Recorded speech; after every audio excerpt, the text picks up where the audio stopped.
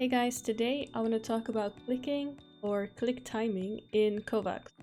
I've previously done a guide on tracking and had a lot of requests for doing a click timing guide, and that's what we'll be talking about today. In most games there's usually a distinction between two primary forms of aiming, where on the one side we have tracking and on the other side we have flicking. But there's so much more to aiming than just flicking when it comes to clicking. And I'll kind of go over that today and how to practice and scenarios and some tips on the scenarios. I want to say by playing KovaaK, you can isolate a specific part of your aiming that you have some troubles with. Just playing KovaaK is not going to make you great at the game of your choice. You gotta remember, let's say you want to be really good at CS. You can do KovaaK on the side, but remember to spend most of your time in CS or Apex or Fortnite or whatever you play. A lot of people, when they think about aiming, they think about flicking and just sharp flicks on the head, or having a sniper in CSGO or in Valorant just flicking onto a target at the corner of the screen. But if you do not have any muscle memory built yet, only trying to practice your aim by flicking is not really going to help you that much. You want to get good at clicking first. When it comes to click timing in KovaaK, there's usually two types of scenarios you can do. There's the static scenarios. You can think of one wall 9,000 targets, one wall 6 targets small, one wall 6 targets TE. These are static targets, so they don't move. And your objective is to hit the targets and swap to the next target as fast as possible while being as accurate as possible. You can compare this to being an aimbot in CSGO, for example, just clicking the heads of the bots and moving to the next bot while trying to be as accurate as possible. That's kind of the idea of static aiming. Then there's the more dynamic aiming. You can think of bounce 180 or one wall 5 targets pasu, where the objects are moving and you have to click them. And for these, it's important to have a tracking baseline. And I'll tell you why. There's two ways you can hit moving targets.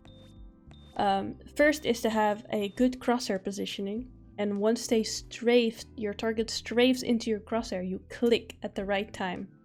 That's the idea of click timing. You're clicking at the right time that your target appears in your crosshair. This is made a lot easier if you have a base understanding and ability of tracking, because you can track your target the whole time in your crosshair and click at the perfect time.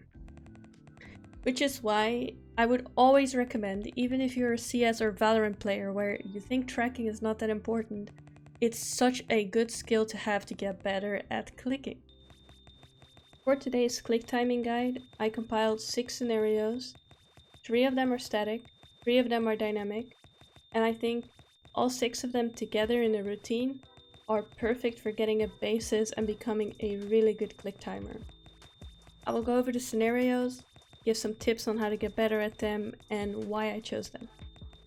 So the first scenario I chose is one wall 9,000 targets. The reason I chose this is because the targets are very big, they're very close together, and there's so many of them. So it's very easy to hit and build your speed up very quickly because the targets are so easy to hit. You still should focus on your accuracy before your speed, but that should be a lot easier in this first scenario. The second scenario that I picked is one wall 6 targets TE. This is pretty much the same size as one wall 9,000 targets, but there's only 6 of them, which forces you to be a lot more accurate and focus more on accuracy than on speed versus the previous scenario. What I would suggest doing here is when there's a bunch of balls piled up together, you can go really fast, like in one wall 9,000 targets.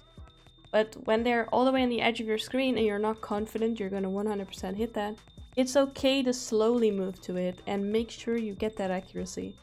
So you can go slower on the edges of your screens, and then when there's clusters of them together, you can speed it up. The next scenario I chose is one wall 6 targets small. The reason I chose this, it's pretty much the same as the previous scenario, but super tiny. This forces you to really work on your accuracy. There's absolutely no point going fast when you're missing most of your shots. You want to go for 90-95% accuracy. And in the beginning, it does not matter how slow you go.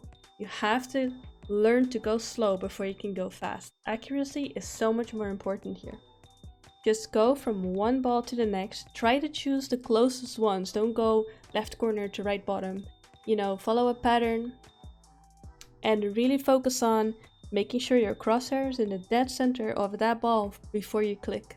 The next scenario I chose is floating heads timing 400%.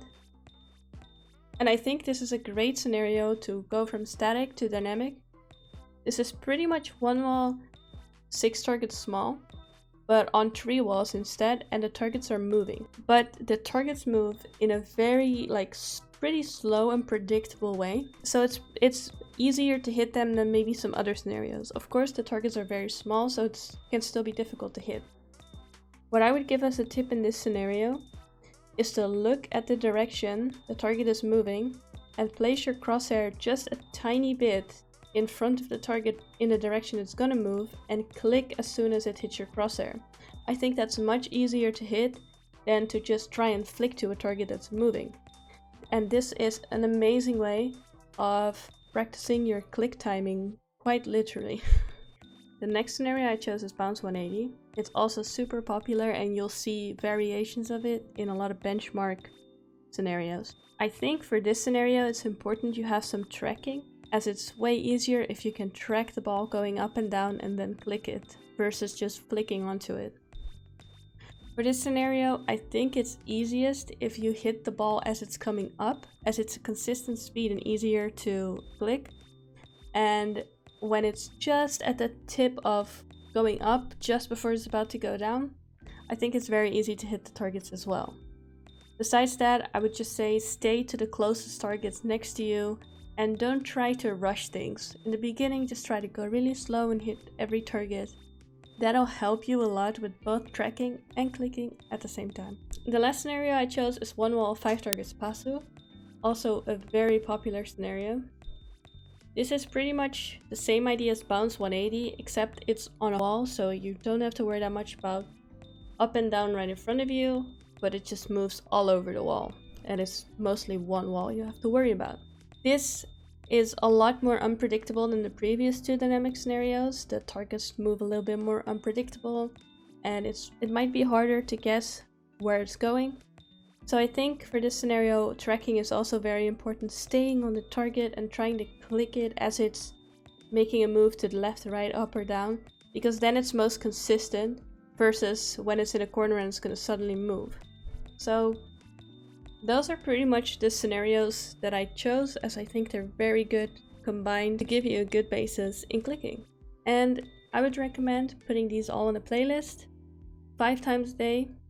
Of each scenario, you have a 30-minute playlist of click timing complete. And that should be a great start of becoming a good clicker in KovaaK and improving your aim in other games. And that was it for the click timing guide for today.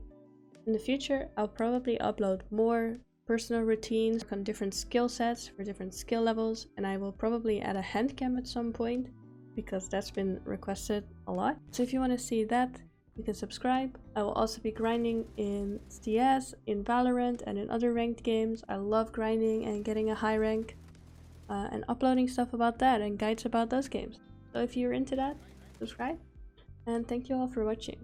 And remember, when you train your aim, it's better to train 30 minutes a day, every day, than it is for 5 hours on one day. See you in the next one.